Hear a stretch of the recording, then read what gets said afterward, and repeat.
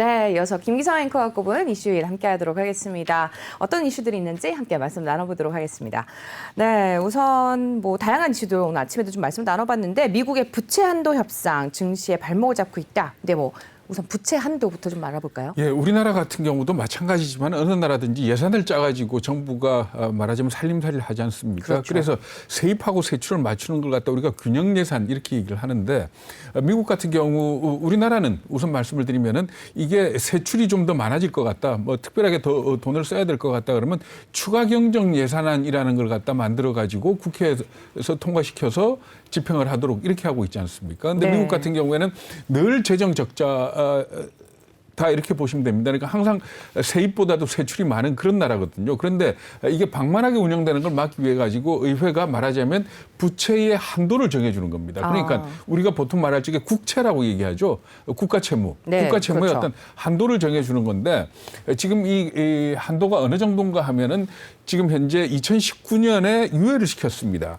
한도가 원래는 이게 22조였는데 지금 네. 현재 부채가 대략 한 28조 7,800억 달러 정도 되는 걸로 이렇게 추정이 되고 있거든요. 그러니까 지금 현재 이미 부채 한도를 넘어서 있는 네. 그런 상황입니다. 그래서 만약에 이게 부채 한도를 증액시키거나 유예를 하지 않으면은 그러니까 적용을 유예하지 않으면은 미국 정부는 세입만 가지고 살림살이를 꾸려 나가야 됩니다. 이렇게 됐을 때는 대략 한 미국 정부 지출 규모의 40% 정도를 제대로 지출 못할 거다라는 그런 얘기가 나오고 있습니다. 네, 지금 말씀하신 거 들어보니까 민주당하고 공화당의 협상이 잘 안 되고 있는 거죠? 네, 그렇습니다. 그러니까 일단 하원에서는 통과가 됐습니다. 그러니까 12월 초까지 임시로 정부 자금을 지원하는 단기 예산안하고 그리고 부채 한도를 갖다가 2022년 내년 말까지 유예시키는 그 법안을 하원에서는 민주당이 다수이기 때문에 통과를 시켰습니다. 그런데 네. 지금 현재 상원에 가가지고 공화당이 이걸 통과시키지 않겠다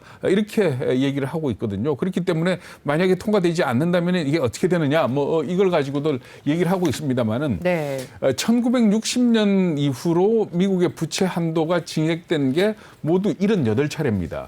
그러니까 늘 부채 한도는 증액이 되어 왔는데 딱 한 번 2011년에 부채 한도 협상이 늦어지면서 셧다운이 있었던 때가 있었거든요. 네, 이때 그렇죠. 신용평가 회사들이 미국의 신용 등급을 갖다가 AAA에서 AA로 낮추게 됩니다. 이런 문제가 있었기 때문에 상당히 긴장을 하는데 일부에서는 이 부채 한도를 가지고 민주당, 공화당이 다툼을 하고 우리 생각에도 이거 통과시켜주지 왜 저러냐라고 생각하실지 모르지만 일부에서는 이게 일종의 할리우드 액션이다라고까지 얘기를 하고 있습니다. 뭔가 하면은 사실 부채 한도를 늘려주지 않으면은 의회에 있는 상원의원이든 하원의원이든 다 집에 가서 애 봐야 됩니다.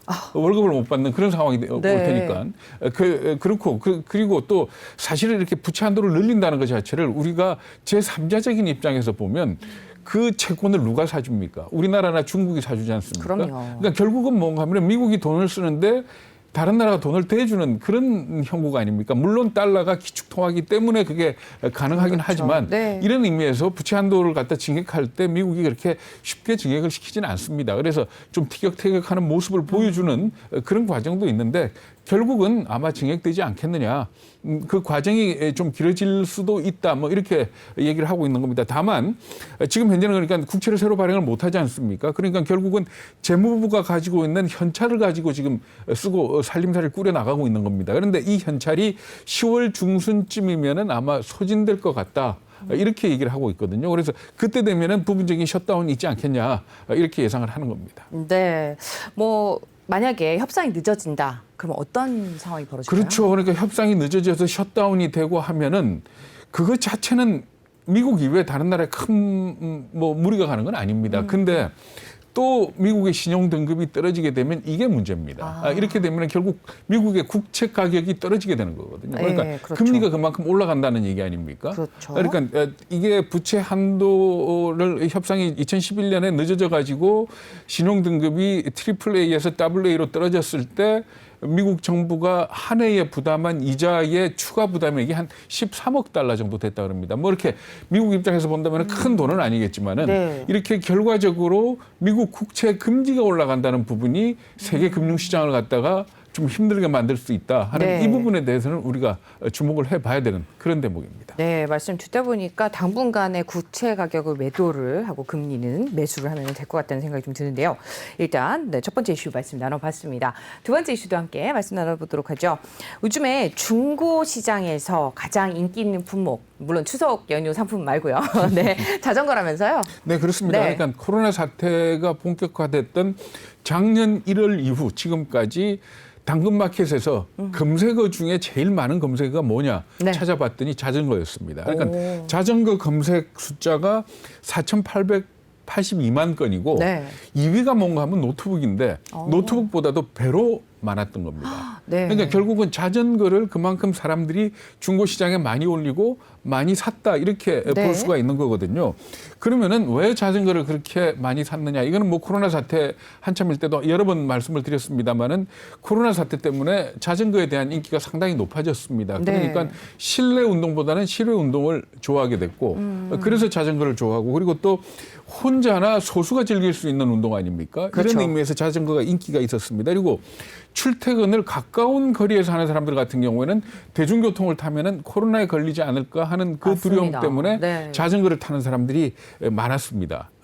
그래서 자전거를 갖다 그러면 새로 나온 자전거 사지 왜 중고 자전거냐? 이건 역시도 부품난하고 관계가 있습니다. 왜 이것도 그렇죠? 이게 공급 네. 문제가 있기 때문에 자전거 부품이 제대로 조달이 안 됐던 겁니다. 그래가지고 이 신상품 자전거가 그렇게 많이 생산이 안 됐고 네. 그래서 결국 이 중고 자전거로 쪽으로. 가지 않았느냐. 그리고 또 아시겠지만은 자전거가 요새 비싼 거는 꽤 비쌉니다. 그렇습니다. 거의 그런- 차값이 네. 있더라고요. 뭐 네. 차값만큼 비싼 것도 네. 있고 그냥 쉽게 탈 수 있는 것들도 100만 원 훌쩍 넘는 것들이 있거든요. 그러니까 일반인들 입장에서 초보자면 처음부터 싼 신상품을 사느니 조금 좋은 중고를 사서 타보고 그게 나한테 맞으면은 정말 좀 비싼 걸 사겠다 하는 그런 사람들도 꽤 많다 그럽니다. 네. 그래가지고 아무래도 이 자전거가 인기가 있는 거 아니냐라고 얘기를 하고 있습니다. 네. 근데 사실 이 자전거에 대한 인기는 우리나라뿐만이 아니고 미국이나 유럽도 마찬가지입니다. 미국 같은 경우에도 자전거 판매가 코로나 사태 이후